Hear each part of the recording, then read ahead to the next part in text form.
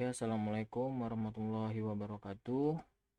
Nama saya Fernando Mardini Nurzaman, NIM 170155201058. Saya dari Universitas Maritim Raja Ali Haji, Kepulauan Riau, Tanjung Pinang. Ingin menjelaskan tentang keunggulan MS SQL 2019, yang dimana ini adalah database DBMS atau database manajemen pilihan saya, yang akan saya jelaskan keunggulannya. Kenapa saya memilih database ini? Karena database ini tentu saja memiliki fitur keunggulan dan kekurangannya. Oke, kita akan langsung saja membahas dari fitur-fitur apa aja yang ada dari database tersebut. Jadi penilaian dari presentasi ini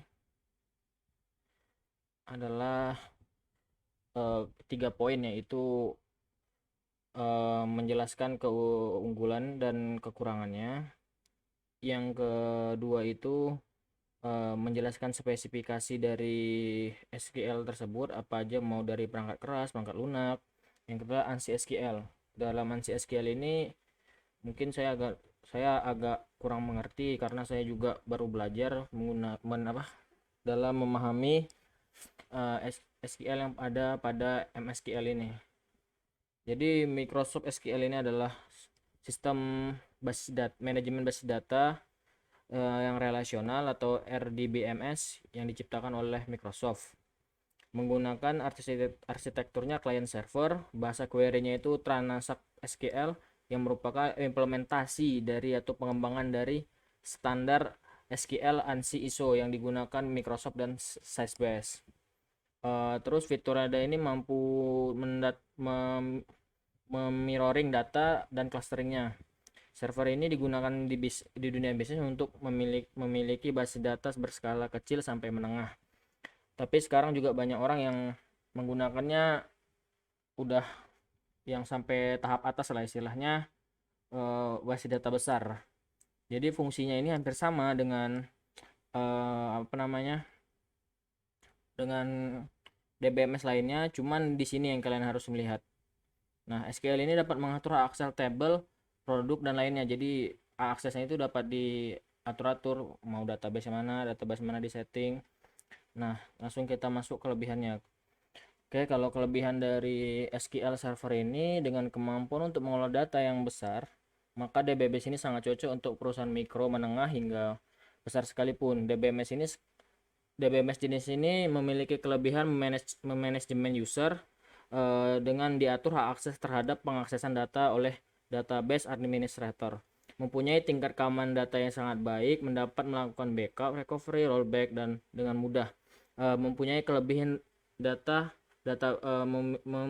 mempunyai kalau sahabat betul mempunyai kelebihan untuk membuat database mirroring dan clustering. Mirroring yang sudah saya bilang itu seperti membuat replika database dengan user yang berbeda. Jadi database administrator ini membuat user untuk bisa login tapi tidak mengganggu database awalnya. Clustering itu adalah pengklasteran dari data-data yang masuk. Kalau yang sama itu langsung di-cut, langsung dibuang supaya tidak penuh resource seperti itu. Kekurangan dari Microsoft SQL ini, DBMS jenis ini hanya dapat berjalan di sistem operasi yang Windows saja. Sebenarnya di Linux bisa, cuman tidak powerful kalau seperti menggunakan Windows. Softwarenya berbayar. Microsoft Microsoft Microsoft ini berbayar. Jadi kalau kalian cuma development, ya kalau kalian pakai ini ya sebenarnya untung rugi juga. Spesifikasinya ini dapat hardware ini RAM 1, hard disknya ya terserah kalian, monitoringnya kalian mau pakai macam mana, pasti udah support semua ini. Kalau internet ya sesuai kebutuhan lah. Prosesor dia rekomendasi 1,4, tapi rekomennya 2, tapi minimalnya segini 1,4. Jadi spesifikasinya yang kebutuhan software ini Windows 10 atau di atasnya, sistem Windows Server 2016 atau di atasnya, minimum operasi ada minimum net framework. Habis itu networknya ini yang penting ada protokol pipa sama TCP/IP. Ini bukan protokol sih sebenarnya, pipa ini saya lupa. Nah, perbedaan sintak ini sebenarnya saya bikinkan link karena saya juga masih bingung dengan penggunaan ini. Jadi katanya yang Microsoft include special function like cache and convert sama dat. Jadi dari MySQL ini dapat berbeda fungsionalnya aja, tapi tetap mengambil dari standarnya ANSI. Kalau kalian menggunakan sintak ANSI masih bisa juga. Tapi kalau yang saya tunjukin ini cache sama cache convert date koma date atau tanggal, ini dia bukan bagian dari ANSI. Maksudnya tuh bukan mereka nggak ada di ANSI. Kalau date ya jelas ada di ANSI, tapi mungkin dari sana dikembangkan lagi menjadi time step atau gimana gitu kan bahasanya. Atau date, kemarin saya baca ada date time 2 ya, saya pun tidak mengerti itu bagian apanya. Dan TSQL ini yang transact tadi itu sebenarnya bukan language, tapi itu pengembangannya dari dari ANSI tersebut yang dipakai oleh yang dipakai oleh Microsoft, susah kali namanya. Nah, ini seperti ini. Jadi transact scalar function syntax ini adalah create or alert fungsional. Ini sebenarnya sintak ini memudahkan kita. Misalnya kalau melakukan create, ada alertnya, fungsional, skema name, function name, parameter nama, s tipe. Jadi dia sudah menjelaskan apa-apa aja yang ada di sini. Kalian jangan pusing dulu melihat seperti ini.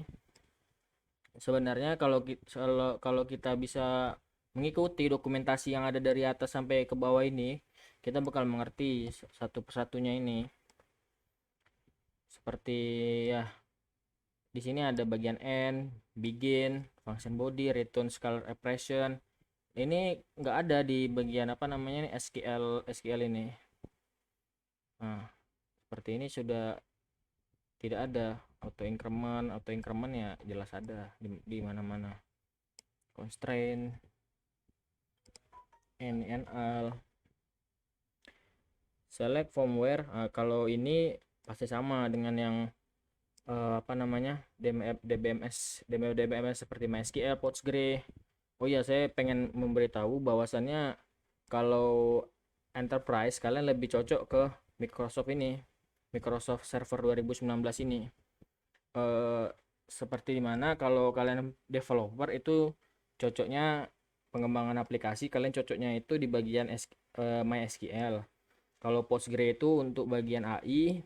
Kalau Oracle sama Microsoft ini cocoknya itu di bagian big data atau data analitik, karena ini sudah memainkan data yang sangat besar, dapat menghandle data yang sangat besar. Jadi cocoknya menggunakan ini kalau mau ngomong data yang sangat besar. Seperti yang kalian lihat di sini ada master key. Sintak master key ini create master key, enkripsi, passwordnya ini langsung dienkripsi. Ini berbeda sekali dengan sintaknya SQL yang dimana kalau kalian mau create user itu passwordnya langsung dienkripsi oleh dia tanpa kita harus memasukkan enkripsi.